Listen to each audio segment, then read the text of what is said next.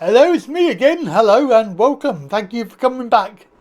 Now, this is a subject that I've been trying to talk about for a little while now because, in my opinion, there are some on this channel leaving comments and they are trying to gaslight.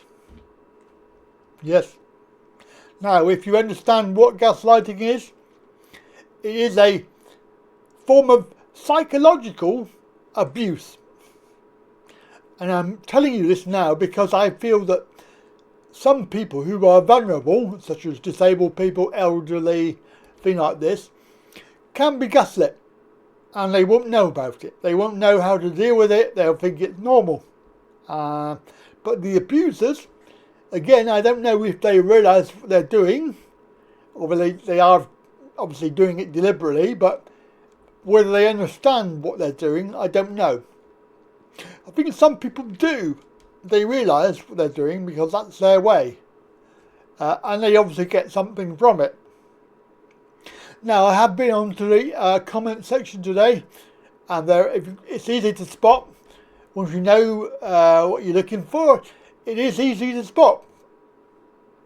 And we're going to go through that now because I think that it's very, very important. It is abuse with your emotions, and you may be feeling guilty, you may be feeling, oh my God, it gives you the feeling of, did I actually say that? Or are they trying to imply that I said something else? Right, let's have a look at this. This is Health Essentials and a website. There's many websites out there. We'll tell you about the subject. This is just the first one I found, and of course we're going to help you understand what gaslighting is. So, if someone is making you doubt your sense of self and overriding your needs or ignoring your emotions, then someone may be gaslighting you. Here's some common things that people will say.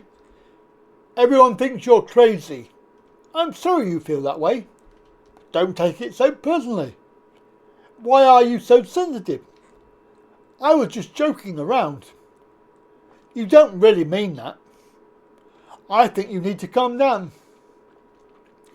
Gaslighting is a very specific form of emotional abuse and mental manipulation that disrupts your ability to trust others and yourself. While the term has gained popularity online, in reality TV, and pop culture, it's also a term that's often overused. Things like behaviours such as lying, guilt tripping or shaming. In truth, people use these tactics and more to gaslight their targets over long periods in order to gain power and control. But it's specifically the pattern of repetitive behaviour that used to determine someone's morality, sanity and sense of self-worth that fundamentally defines gaslighting abuse. And obviously gaslighting can happen in every situation, not just relationships, workplace, public places, private spaces, family, friends, co-workers, whoever, even YouTube commenters can do it. In fact, there's been a lot on my other channel. Now, obviously, what motivates them and how to stop it from happening to you. So, what is gaslighting? It's a specific phenomenon characterized by an abuser's ability to consciously or unconsciously enact patterns of behavior that recur over time in an effort to get their target to question their sanity, foundational beliefs and decision-making capabilities. By gaslighting, the abuser directly targets someone's mental health by undermining their ability to think for themselves. The longer it occurs, the more these behaviours begin to unravel a victim's foundational relationship with trust. It's a form of emotional manipulation by someone to make you feel as if your feelings aren't valid or what you think is happening isn't really happening. And also, you didn't say what you said. Person who's doing this may or may not know that they're doing it. But for the person it's being done to, it can feel confusing and very damaging.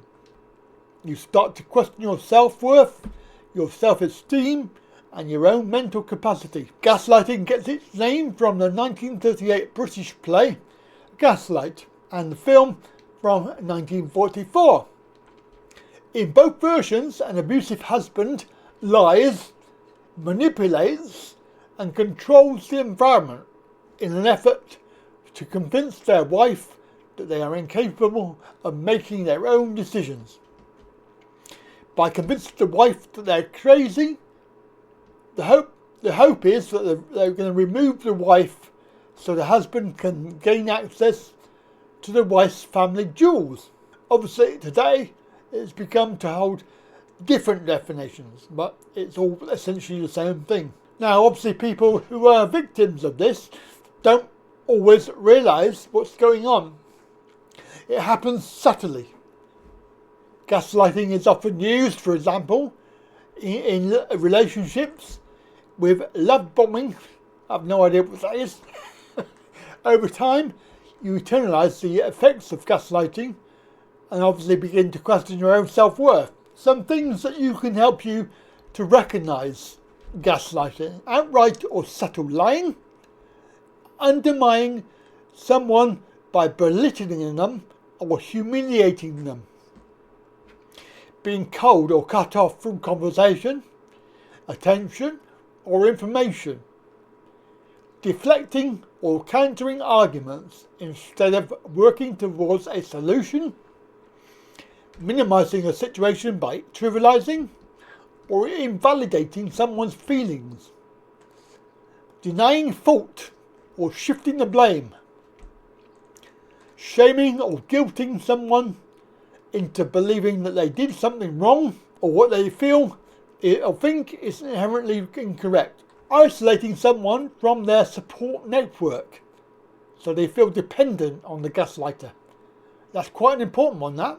On their own, the individual behaviours are unhealthy, but when they're utilised together, the gaslighting becomes a form of emotional goading. So obviously, we'll look at why it happens. It usually is because the gaslighter thinks that they're going to get something out of it, or the very act of gaslighting is used as a means of reinforcing the worldview, morals and beliefs as the only true reality. Some believe it's always right. Gaslighting also becomes more effective when there is some sort of power imbalance, i.e. if you have somebody who's disabled, relying on help and care, they can become victims of this. And also things like sexism, racism and transphobia. Gaslighting works so well because it does not need to give a coherent account of the world. It only needs to keep introducing enough doubt and confusion that people find it hard to look directly at the oppressions around them. So some more very interesting details there, and it's giving you details of an example of gaslighting.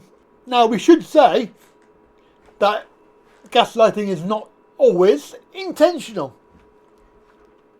and also sometimes it might not even be noticeable to them that their behaviours fall under this category. Gaslighting often happens as a form of projection, particularly when the perpetrator is called out on their behaviour. It's like a magic trick when they make you look to the left so you don't see what's going on to the right.